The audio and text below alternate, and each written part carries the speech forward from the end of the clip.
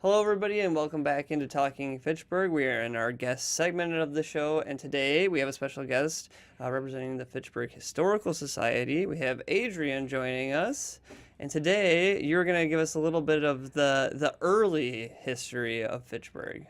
Yes, I am, and thank you for inviting me to come again. Well, yeah, we appreciate you coming and taking the time to get us caught up on some of this awesome history we have. Thank you. I'm going to talk about early Fitchburg, but to do that, I need to back up a little bit and tell you something about what was happening in Wisconsin territory before Wisconsin became a state.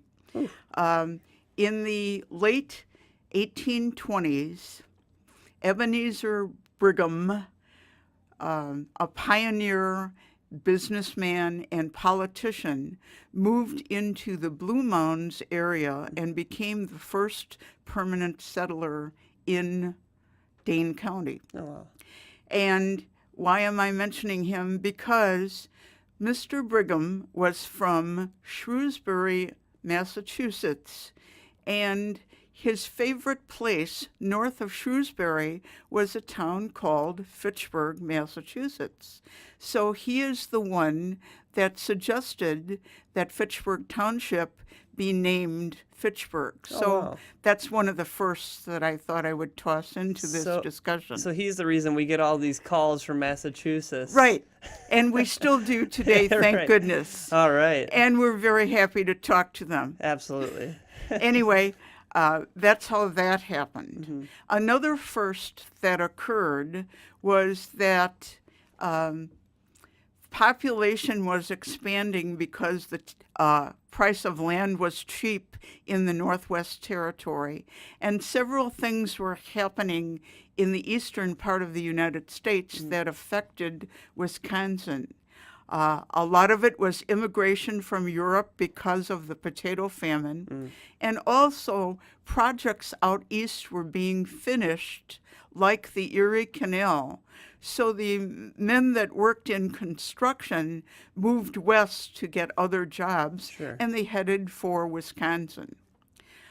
In the 1840s, Wisconsin had a population of about 11,000 people, and by 1850, it was up to 305,000. Wow. That's how fast the immigration and move to Wisconsin occurred. That is incredible.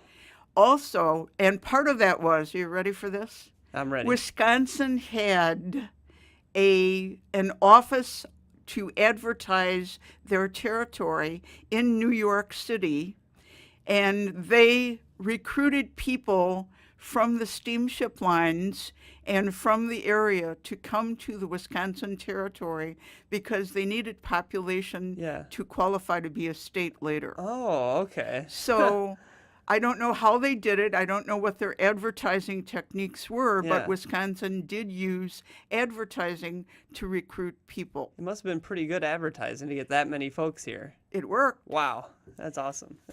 So in Fitchburg, Fitchburg was first settled by John Stoner in 1837, and he began a farm, but he was only a part-time farmer. He lived in Madison during the week, and he farmed on the weekends.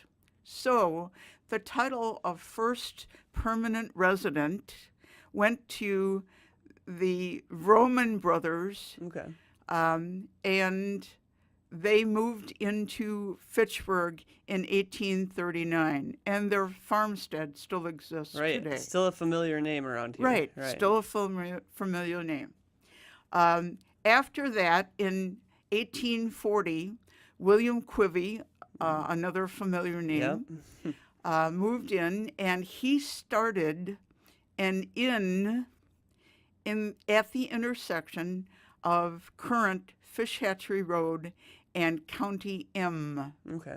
And that inn resulted in the territorial government in 1846. Before Wisconsin became a Right. state, to set up his inn and that area called Quivy's Grove to be the first political precinct and post office for Fitchburg. That is awesome. So that's, again, at the lower edge of the boundary of Fitchburg Township. Mm-hmm. So that happened in 1846. Mm-hmm. At the same time, because more people were coming in and they needed a polling place, the territorial government set up an entity called the Township of Rome, which was a combination of the townships of Dunn, Oregon, and Fitchburg. And they had their political meetings at Mr. Quivy's location. That's so cool. In 1847, Fitchburg decided to break off from that, and they formed the town of Greenfield, of which Joseph Roman, one of the original permanent settlers, became the first chairman of the town of Greenfield.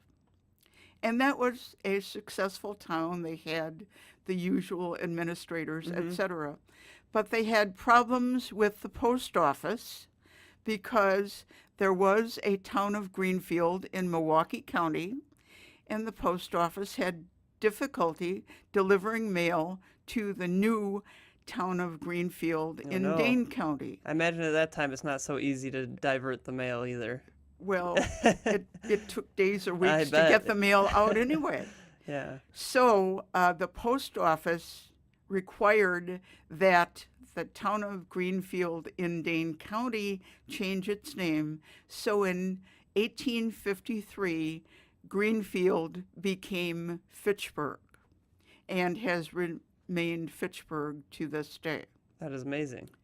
So, with that said, Fitchburg developed 3 neighborhood/business communities where population accumulated, and they tried to organize more completely to have an active town government. Sure.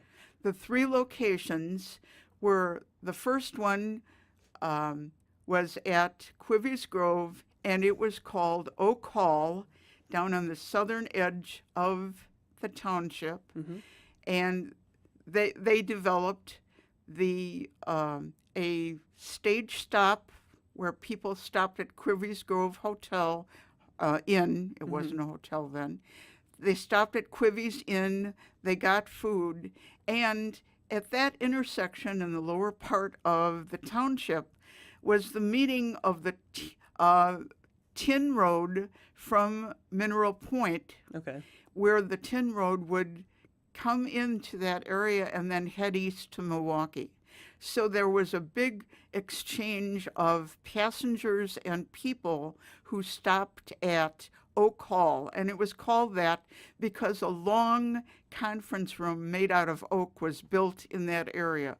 There was also a tavern. They had dances and entertainment, and a school developed in that area too. So sort of a busy area for back then. Yes, it was a very busy area for that time, but it was based on commerce and the fact that Quivy was known to be a good proprietor of his business, and he had a good reputation even into northern Illinois as being able to accommodate people that were traveling. The second location that developed was called Lakeview, and it was along a military road that was on the east side of the town of Fitchburg at the intersection of current Highway M and Highway B.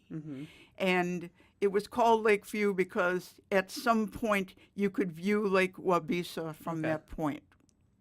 And again, Lakeview had the second post office, had an inn, and had a store and a blacksmith shop, and again, developed into a business community.